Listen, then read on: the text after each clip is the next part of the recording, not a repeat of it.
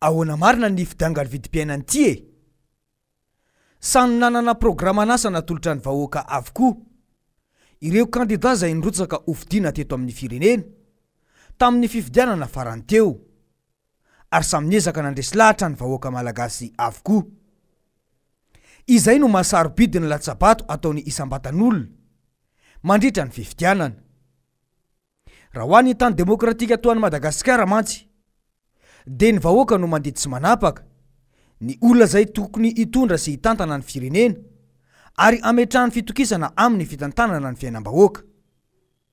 Ny arantsika rehetra nahita ny fisotry ny fifidianana izay natao teto, ary ny seni izay nikarakara izany fifidianana izany mihitsy no nilaza sy vaky vava fa tsy tomombana ny fanatanterahana iny fifidianana iny.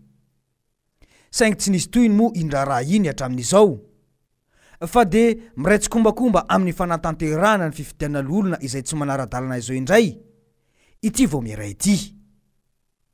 Izay tokoa ny zava-misy eto amin'ny firenena, ary tsapa fa tena miaro-pery ny vahoaka malagasy na dia ny zon'izao aza no hitsakitsahina. Tsy ho tanisaina eto intsony angamba ireo nolazaina fa vely rano tena mifolo izay nilokalokana fa anatsarana ny fiainam-bahoaka. Santionany ity omena anao ity. Ny fahaleovan-tena ara-tsakafo, ny tanjona dia ametraka ampitombo ny velaran-tany ho volena amin'ny resaka vary ho 100 000 hectares. Efa misy fandrefesana anazy eo hoe amin'ny première année 4 hectares ny tokony hotratrarina. Izany tokoa ve no zava-misy ankehitriny? Ny hita aza dia fanotofana tany afaka voleny vahoaka no ataon'izao fitondram-panjakana izao.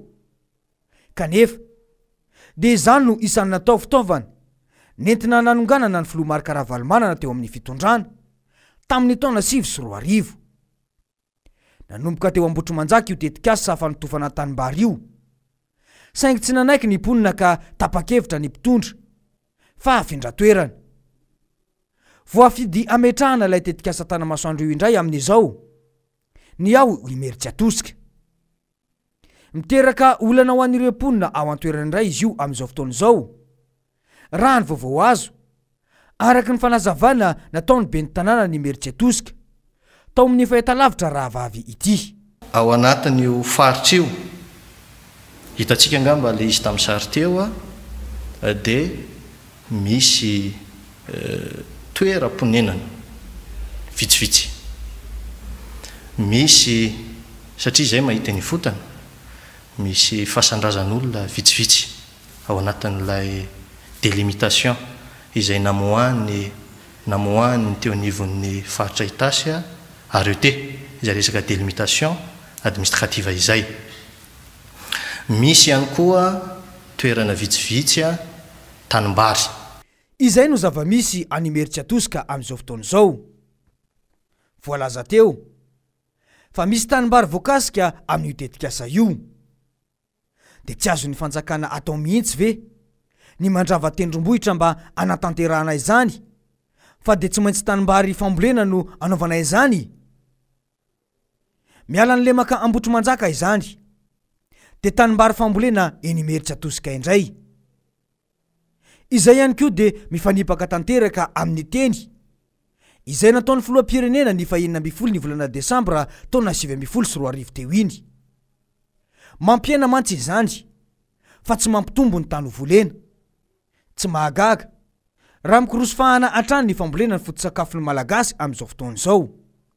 Ny fanohanana ny tantsaha ohatra eto dia tsy tazana mihitsy, ary porofon'izany ny fandrafetana ny teti-bolam-panjakana ho an'ny taona 2024. Ny vola ho an'ny fiadidinan'ny Repoblika miakatra foana isan-taona, fa ny vola ho an'ny ministeran'ny fambolena sy ny fiompiana izay ivelomany vahoaka malagasy maro anisa no ahena.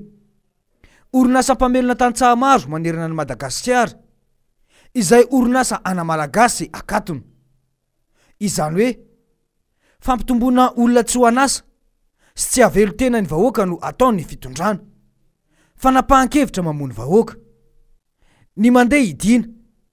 Kanefa ny fanjakana tsy mbola nisy na orinasa iray aza na joro teto ka mamelona vahoaka malagasy tantsaha tahaka ireny. fa ahoana mariny ny tena mahagaga nefa dia hiazakazahanareo ny famonjena ireo kere any atsimo amin'izao fotoana izao kanefa ny efa manana asa fivelomana sy nanana fidiram-bola terenareo ho kere ny fizarana vary stock tampon nataon'ny mpitondra tany Ambatondrazaka ireny dia enatra ho an'ny firenentsika kanefa dia tsy mba nisy resaka momba ny fanampinany tantsaha sy ny fanamboarana fotodrafitrasa mifanaraka amin'izany no nolazay ny filoham-pirenena nandritra iny fotoana iny dia hoy ny mpahay toe-karena hoe tsika tsy mamokatra menaka tsy mamokatra nininy no zany tsy maintsy izay ny fiafarana fa tsika zany ny tokony manova tanteraka n'le fomba famokarana sy ny zavatra vokarana raha ohatra te hivoaka amin'izao zavatra misy atsika izao. Hatreto tsy mbola nisy vahaolana mihitsy avy amin'ny fanjakana malagasy amin'ity toe-karena eto Madagasikara ity. Raha nitatitra avy amin'ny banky iraisam-pirenena dia ny taona 2024 no nitotongana indrindra ny sandam-bola malagasy ary ny taona 2024 no nanomboka ny totongana izay sandam-bola izay satria raha ny taona 2024 no vidiana 700,000 monja ny $1 dia niakatra 700,000 ny taona 2024 ary 2024 ny taona 2022. Hatramin'ny oviana zany ny vahoaka vao ho afaka amin'izao fahoriana izao. Ny zava-misy ankehitriny no hitarafana ny asarobidiny latsabato atao mandritra ny fifidianana.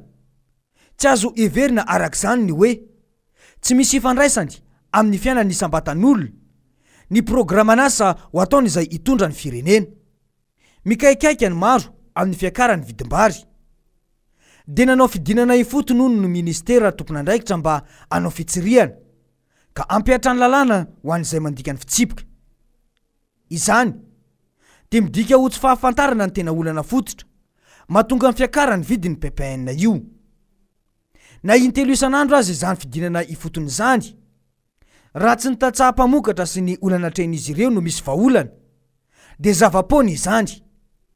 Mba fantatry ny mpitondra ve ny olana izay atren'ireo tantsaha ireo fa ahoana mariny.